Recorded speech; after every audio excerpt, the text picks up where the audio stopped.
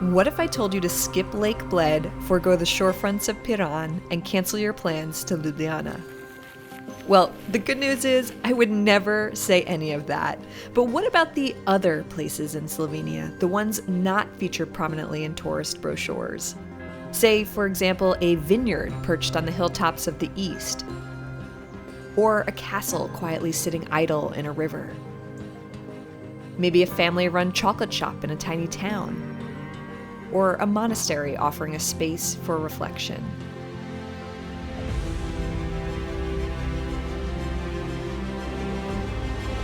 My name's Ashley, and after spending 9 days last year exploring as much of Slovenia as I could, it was you, the Slovenian people, who welcomed me back and offered your personal recommendations for a return visit.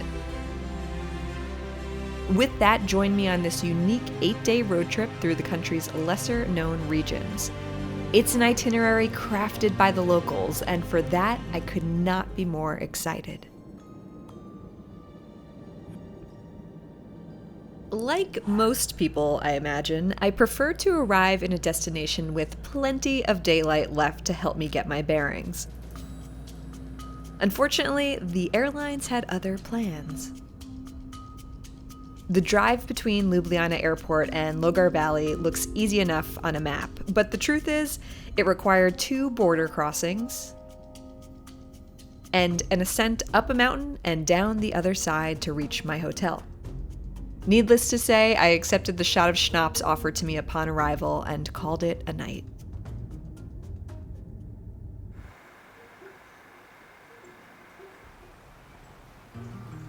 After a peaceful sleep forgetting the unexpectedly harrowing journey here, I woke in the deliciously atmospheric Logarska Dolina. It was late September and the low-lying fog staved off the last of summer's warm temperatures. A hint of autumn was in the air. Eko Hisha na Raspocho, my accommodation last evening, sat right in the middle of the glacial valley. Not only was the room incredibly cozy, but the homemade breakfast was worth the overnight stay alone.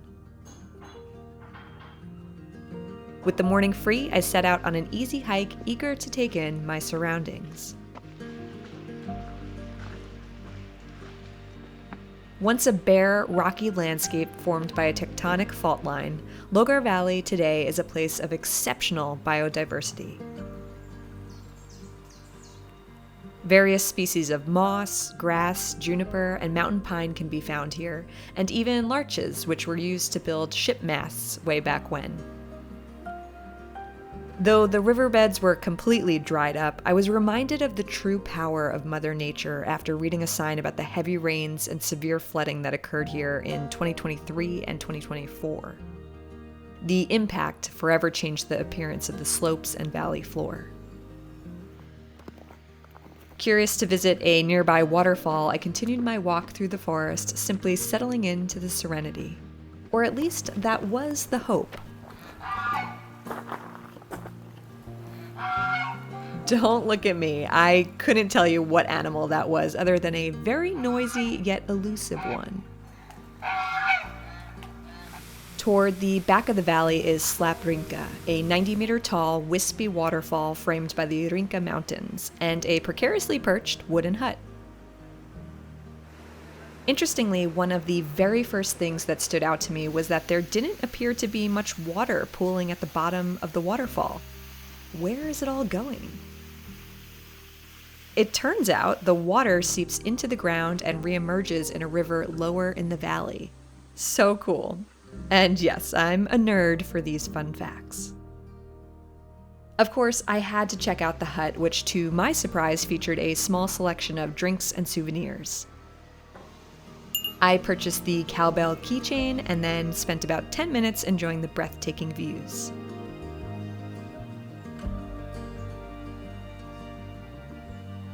If you're not interested in the hike here, parking is available very close to the waterfall, so just drive to the back of the valley and you'll find signs pointing you in the direction of Slaprinka.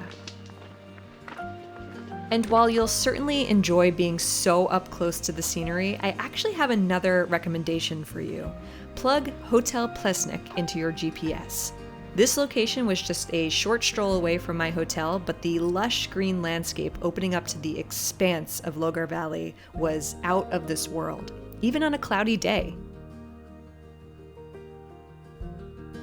It was one of those places I could have just melted into, and I'd be lying if I said it wasn't hard to peel me away. But Slovenia's back roads were calling, and I had a very special accommodation planned this evening that I was growing more and more impatient to get to. But first, a 5-hour drive.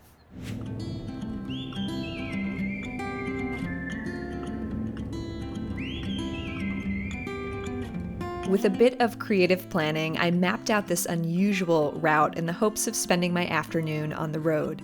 I was ready to see places off the beaten path and unearth the beauty of Slovenia's more rural regions. Was it direct? Of course not. Give me a dirt road and some dodgy cell phone service, and we'll call it an adventure. One of the first areas I came upon was Uršlja, which was recommended to me as an incredible place to hike. While I didn't have quite enough time to hit the trail, I did pass the next hour getting intentionally lost on the mountain roads.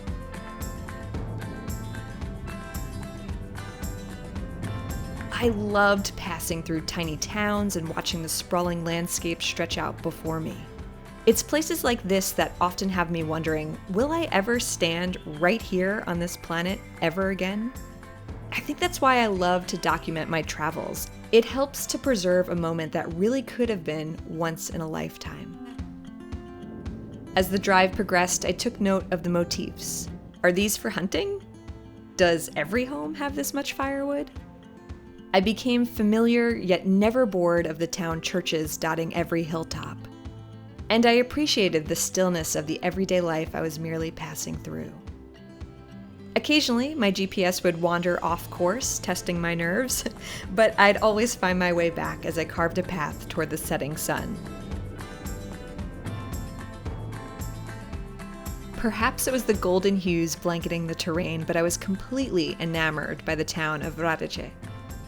It felt like some hidden nook of the country tucked neatly between the mountainside and riverfront, and I couldn't imagine a more idyllic spot to live.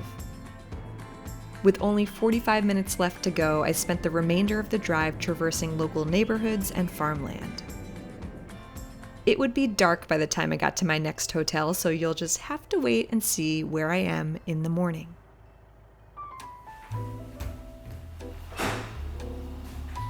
Morning. Hello. Can we put it over there? Thank you. Don't mind me, just called for some breakfast to be brought up to my suite. I tried to keep her at bay, but bougie Ashley was bound to surface at some point, and what better venue than a luxury castle? Welcome to Hotel Grad Otočec. Almost exactly 1 year ago, I happened to pass this property on my drive cross-country, but didn't think to pop in without a reservation. I was captivated by its architecture and gorgeous setting, and secretly promised myself I'd one day book a stay. You can imagine how shocked I was to receive an invitation from the team at the castle itself, welcoming me back for a visit. And boy, did they pull out all the stops. Dating back to the 13th century, Otočec Castle was first inhabited by the Knights of Otočec. It changed hands several times over the following centuries, eventually occupied by the Italians during World War II. It was around that time that the castle was burned and left to ruin, quietly awaiting restoration in the decades to come. Today, it's Slovenia's only castle situated in a river and home to a decadent 5-star hotel. My early morning was spent wandering the grounds, soaking up every detail of its design. Morning comes with the early summer light.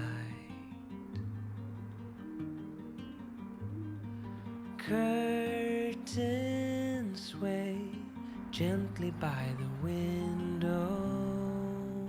I loved spotting decaying paintings of centuries past and marveling in the upkeep of the original structure. To honor its preservation while propelling it artfully into modern times is a craft I will always admire, and Hotel Grad Otočec did it flawlessly. Dancing on my skin. As if the fairy tale vibes weren't strong enough, I was surprised with an upgrade to the castle's royal suite. This space has played host to presidents, royals, celebrities, and now me. Don't say it. We're just gonna pretend I belong here. The private wing features a king bed, a very large ensuite bathroom, and thoughtfully decorated living room. Those quiet days when the hours drift away. And if the walk to the suite didn't make me feel like a princess in her tower, I frankly don't know what will.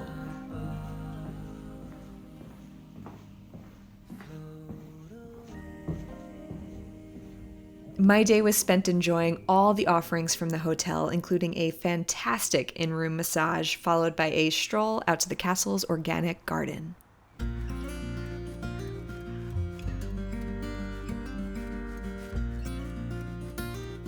It was lovely seeing where the ingredients from the hotel's menu were grown, and to catch a glimpse of one of Slovenia's most important traditions, beekeeping. Rooted in the culture, bee products have sustained communities as a source of food and natural medicine over the centuries, and you'll find these colorful boxes dotting many hilltops across the country.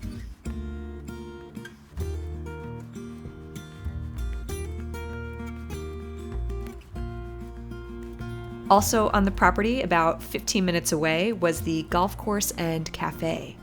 I'm not a golfer myself, but I wanted to send some pictures to my grandpa, who is still an avid golfer back home at 94 years old. He would love it here. The cafe was definitely more my speed. As evening closed in, I returned to the hotel and perused the lobby and neighboring bar area, admiring the decor, some of which were original artifacts of the castle. I even got a peek inside the wine cellar, which can be reserved for private tasting. I, however, was saving my appetite and alcohol consumption for a very special treat, a dining reservation at the hotel's restaurant, which has been awarded the prestigious Michelin Key designation. If you watched my first Slovenia video, you already know how much I fell in love with the food in this country. Not only is the quality top-notch, but the care that goes into its preparation is what makes it a true standout. This meal that I had at the castle only served to raise the bar. I began with a local wine, butter and bread, followed by a beef soup and various accoutrements.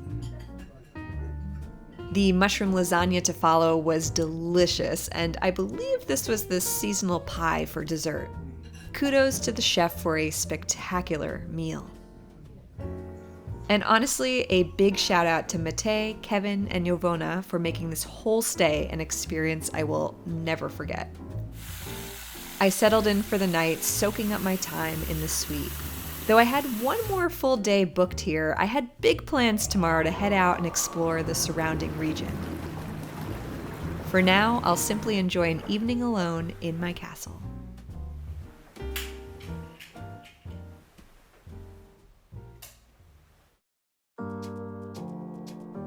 I fluttered awake the next morning with a smile on my face for the rising sun. Today was going to be what I would consider a side quest. After receiving so many recommendations for places to visit in Slovenia, I decided to pursue this extremely vague comment about a place I had never heard of. Located in the far southeast of the country, Bela Krajina is a region steeped in mixed cultural traditions and expansive rural landscapes. I mapped out a route that would take me through the heart of it all and picked the town of Metlika as my first stop along the way. Standing radiantly amidst the countryside, Metlika is a community thriving in its solitude. With an old town and charming castle complex to boot, it's a place of intriguing history and low-key vibes. Notably, Metlika is home to the first fire department in Slovenia, founded in 1869. The town has a cute little museum in its honor, but it was unfortunately closed when I was there. In fact, there really didn't appear to be much going on in Metlika. I could hear residents chatting inside their dwellings and only came across a few folks traversing the streets. It was fine by me. If this is local life, this is exactly what I'm here to experience. Before long, I was on the road again, this time with my eyes set on a rather peculiar destination, one that would take me across the border into Croatia. Basically, in my attempt to route myself through the middle of the region, I picked a random point of interest on the far side to plug into my GPS, and prepared to enjoy the drive getting there. This part of the country is just endless farmland, meticulously maintained in nearly every direction.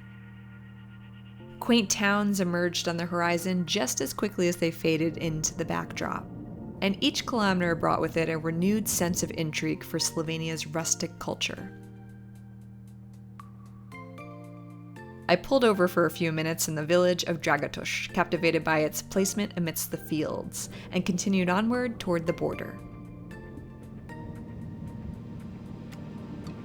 Separated by a river, the crossing between Slovenia and Croatia was seamless as I breezed through long abandoned patrol booths and switched my Google Translate over to the new language. My next stop was just around the corner.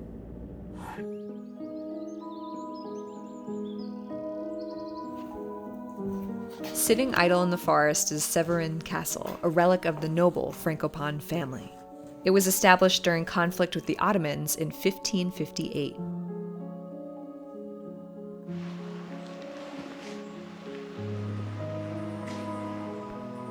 I know not everyone picks an abandoned castle to visit on their vacation, but I'm into weird stuff, and this is why I came down here, just to see what this is all about. I'm glad I got a side trip to Croatia out of this. It's beautiful just across the border. I'm only here for maybe 30 minutes before I drive back up to Slovenia. But while I'm here, I'm just gonna walk around the perimeter. The inside is way too in decay to even be safe. Maybe fly my drone and just take in the views. This property is spectacular. The silence of the castle seemed to hold close secrets of its past, and though eerie in its dilapidated state, there was an undeniable beauty in its aging walls, a quiet hum of bygone stories buzzing just beneath the surface. It's this simmering energy that brings the local community to the castle every September to celebrate its history through song, dance, and old customs, honoring what once was and preserving what still remains. If you ever find yourself in this region of the world, definitely consider swinging by to check it out. Just park near the Mickey Mouse Cafe, which couldn't possibly be violating any copyright laws, and enjoy a short walk through the neighborhood to the castle.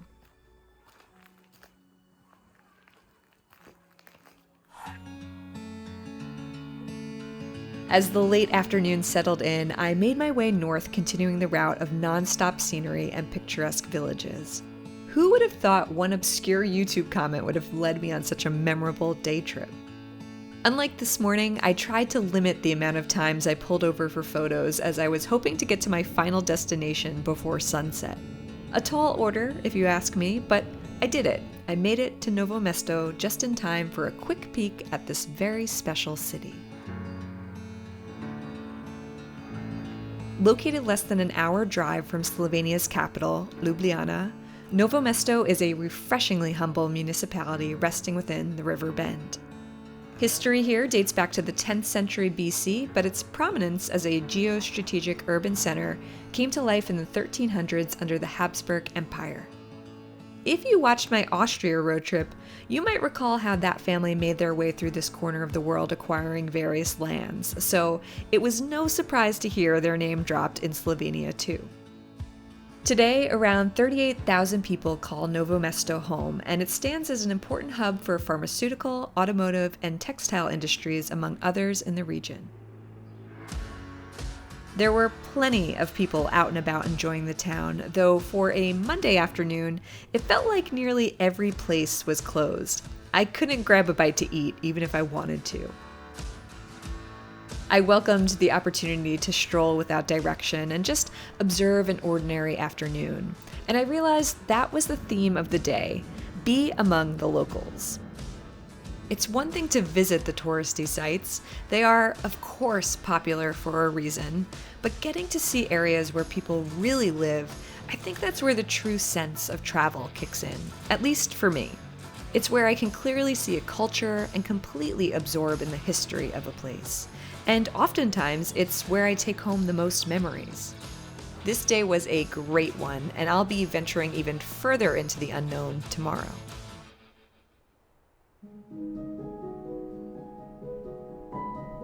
After checking out of Hotel Grad Otočec, I began my journey east toward Jeruzalem Ormož, and I had a few points of interest selected along the route.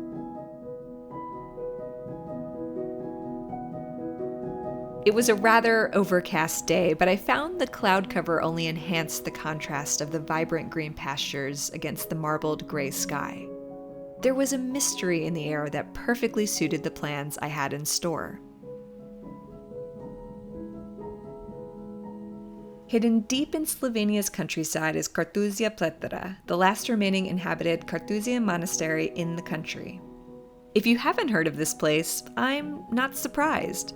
Only 6,000 people visit every year, and most of those visitors happen to be school children. Outside the monastery is a small open-air museum home to several structures depicting rural life in Slovenia long ago.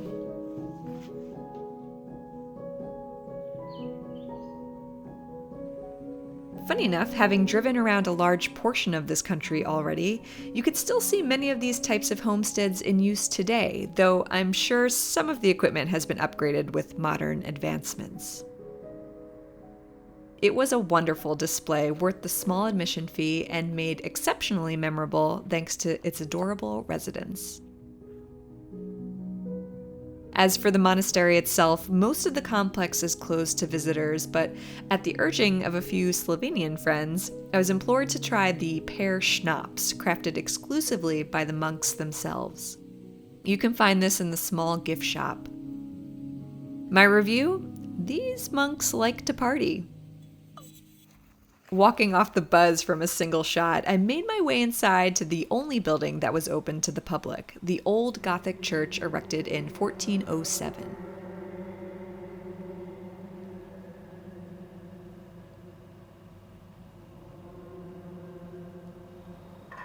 I'm not sure if what I was hearing was an audio loop playing or the actual sounds of nearby monks, but the humming reverberating about the empty space was incredibly eerie. Though I guess some may consider it calming and reflective. I often find nature to be a great place to center my mind, and lucky for me, the monastery had a trail for visitors to explore. Known as the Path of Eloquent Silence, the 4-kilometer walking trail leads visitors along a forested path just on the edge of the property. It was a bit of a spiritual journey, with proverbs popping up every so often and crosses serving as trail markers along the way. It was certainly one of the more unique trails I've ever been on, and I was starting to wonder if I might run into any cloaked monks along the route. True to its name, this path was incredibly silent. Other than the sound of leaves crunching beneath my feet, the only other noise I could hear was the persistent buzzing of bees somewhere in the trees.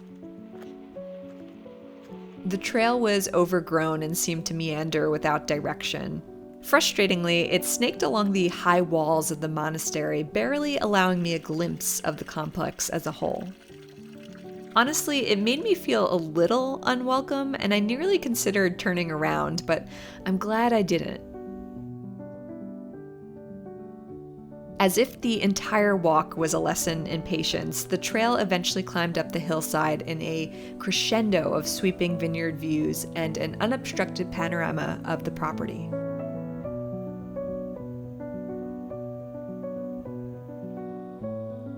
If there was ever a spot on this planet primed for meditation, this is it. On the way down, I enjoyed playing a game of Find Jesus in the Woods, as he seemed to make random appearances throughout the trail, and then hopped in my car for a short drive over to Kostanjevica na Krki, Slovenia's smallest town situated on an island.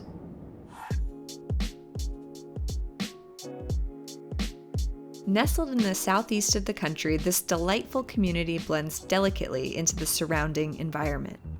Though it was a bit chilly during my visit, it was clear that water sports and outdoor recreation are top of mind to the locals who call this area home.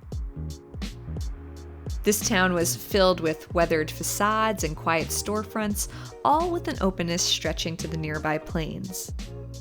I spent about an hour strolling its streets.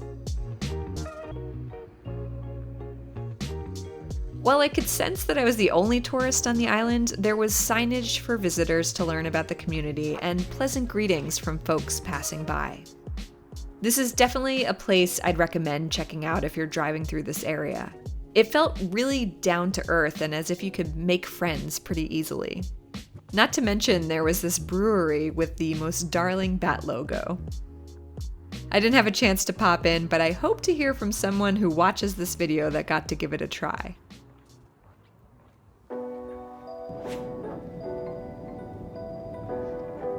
The back half of the day was one of my favorite drives in Slovenia. Yes, you've heard me say that before, but really, you can't go wrong with a road trip through this region. The eastern portion of this country is filled with endless peaks and twisting roads, cutting through jaw-dropping scenery in every direction. There was an unspoken simplicity to it that felt as if I were traversing through a silent film, a landscape of another world filled with stories I had yet to uncover. When I think about returning to Slovenia, these are the views I dream about. This town in particular is one I am dying to get back to. If you're interested in following this exact route, you can find a link to my map in the description of this video. One recommendation that caught my interest, and thank you for knowing me so well, was a visit to a chocolate shop in the small village of Olimje. This family-run business overflowing with handmade chocolates was the perfect place for a road trip snack and a great opportunity to get out and stretch my legs. Next door was Olimje Monastery, which was easily one of the most unique buildings I had come across in Slovenia. I snacked on a sweet treat as I wandered the gardens.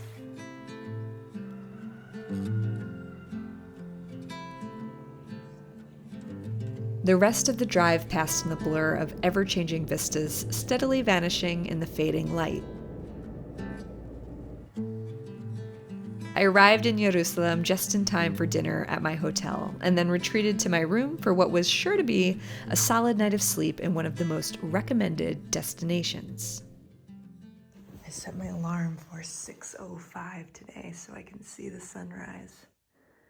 And I don't think it's going to disappoint. It is chilly out though, so I need to get bundled before I head outside.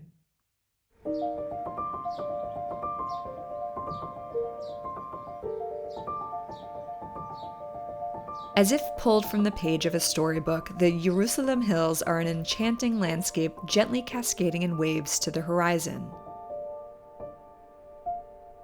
Vineyards ebb and flow over the terrain, holding strong to the region's 2,400 years of winemaking tradition.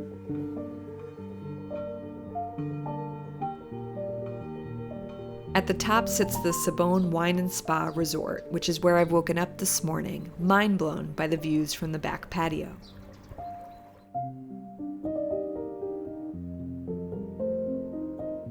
I was eager to devour every inch of this environment, but first, breakfast.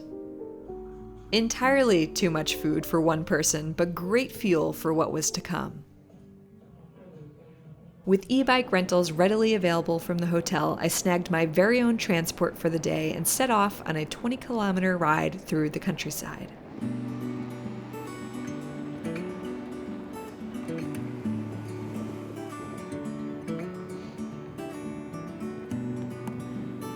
This is so much fun, so beautiful. As much as I love a good road trip, there's something to be said about being out in the elements, whether that be hiking or, in this case, biking. You can take in the smells of freshly cut crops or hear the tinkering of windmills in the fields. It's a feast for the senses, and I took my time indulging in it all. About 7 kilometers from my hotel was Ormuška Laguna, a nature reserve sitting on the border of Croatia. The wetland here is a significant site for endangered birds, and to my surprise, water buffalo. It is just me here and the water buffalo. I don't see him yet, but I'm gonna go find him. Though I may have been the only visitor, I did pass one woman tending to the property. Dobro dan. And continued further along the trail.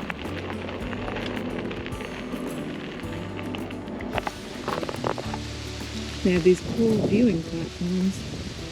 They're just like shipping containers, but some stools in there. You can just look out into the terrain. I see the water buffalo all the way across the way. I'm gonna see if this path leads around there. Let's see how close we can get.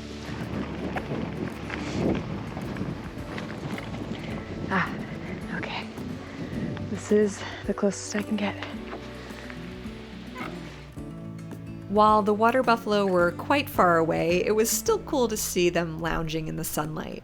I did hope for some more frolicking in the water, but I guess I had to put my request in writing.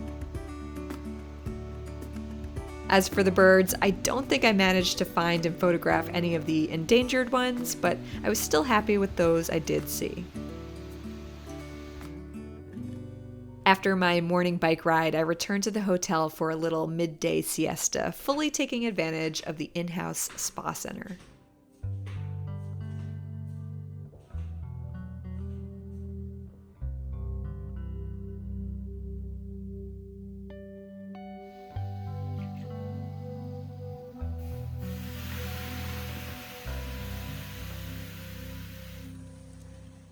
Once recharged, I was out again, visiting the nearby church and taking in the panoramic vineyard views. And speaking of vineyards, it's about time I try some of these wines, don't you think? Located a very short ride away was Radeče Winery, a family-owned business dedicated to serving up the highest quality products to friends, neighbors, and tourists alike. When I arrived, the family welcomed me in with open arms. I was clearly the only guest that afternoon, and they went out of their way to make it a special experience. I was sat at a table overlooking a field of Scottish Highland cows and was served a tasting of the local variety of wines. It was such a warm and inviting atmosphere, made even more memorable by the folks I met managing the vineyard. They took their time to chat with me before heading off to pick mushrooms. Certainly a way of life I'm not used to back in New York City, but one I wholeheartedly appreciated getting to hear about. My final stop for the day was dinner at Gasthaus Taverna Kuplien, a friendly hotel and restaurant offering some of the best views I found in Jerusalem. The vibes inside reminded me of a real-life Gaston's Tavern, if you are a fan of Disney's Beauty and the Beast, and the food is something I still dream about to this day. I had the freshest salad with a side of potatoes and topped it all off with an apple strudel. The next morning I bid Jerusalem a fond farewell and continued my drive north toward an old mill house, said to be one of the last remaining historic hydro-powered flour mills in the country. I was excited to tour the facility, and after paying the small admission fee, found out that that was never going to happen. In a bizarre turn of events, and despite having a ticket in my hand, the moment I stepped into the building, I was shouldered by a grumpy older woman shaking her head and shooing me back outside. I told the gentleman at the ticket counter what had just transpired, and he shrugged and said, "Yeah, she's like that sometimes." Awkwardly, I still bought a bag of flour because I guess I just felt bad for the ticket guy. I don't know. I was so stunned by the interaction that I wasn't exactly thinking straight, but I eventually got my bearings and decided to leave. Since returning home and reading into this place a little further, that woman has apparently been serving up the same unfriendly attitude since at least 2019, and possibly all the way back to 2012.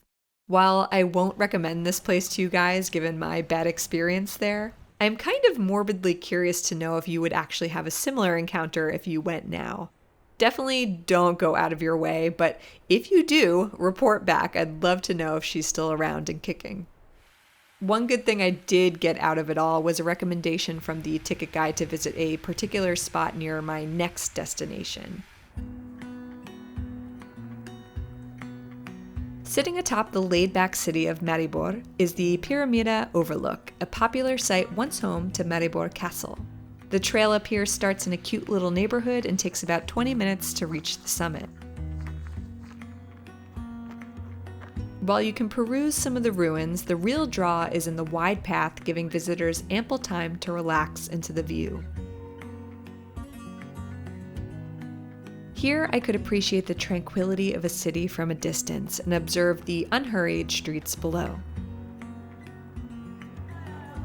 At ground level, I was immediately reminded of my visit to Ljubljana the year before, struck by how young and vibrant the urban life felt. Maribor has been designated one of Europe's best green destinations, offering up an impressive selection of public parks, sustainable transportation, and locally sourced products. It is a part of Slovenia's wine-growing region and even prides itself on having the oldest grapevine in the world, which you can casually see sprawling the length of this building. I wandered the city without agenda, strolling the waterfront and noting the architectural details defining its character. Between Maribor and the nearby town of Pleterje, you've got a couple of really nice metropolitan areas to visit in what would otherwise be considered a more remote region of the country. You won't be disappointed booking a stay in either spot.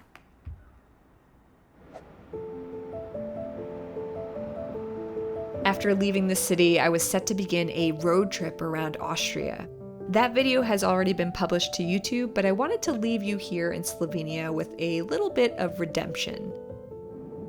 9 days after departing Maribor, and so many Austrian memories later, I found myself driving from Lienz back to Ljubljana for my flight home. It was a warm, sunny afternoon traversing the valleys and mountains that framed the international border, and I couldn't help but delay the inevitable end of an adventure. With just a few hours to spare, I spontaneously decided on a detour to Lake Bohinj, a place I had been to before, but under much different conditions. It was the best decision of the trip. I grabbed a late lunch near the lake, just as delicious as it looks, and then walked the shorefront in an almost meditative reflection.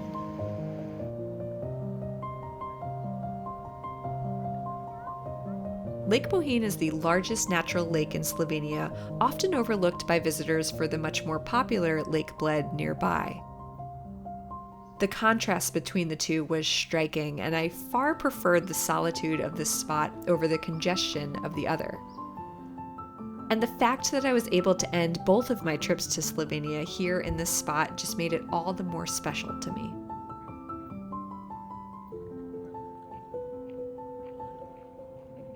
I wanted to take a second and thank everyone who welcomed me back to your beautiful country. I could not be happier with all of the recommendations that came through, and I know there are so many more I need to pursue. If you want to follow my itinerary, I've got booking links and a detailed map in the description of this video. So until we meet again, thank you so much for watching.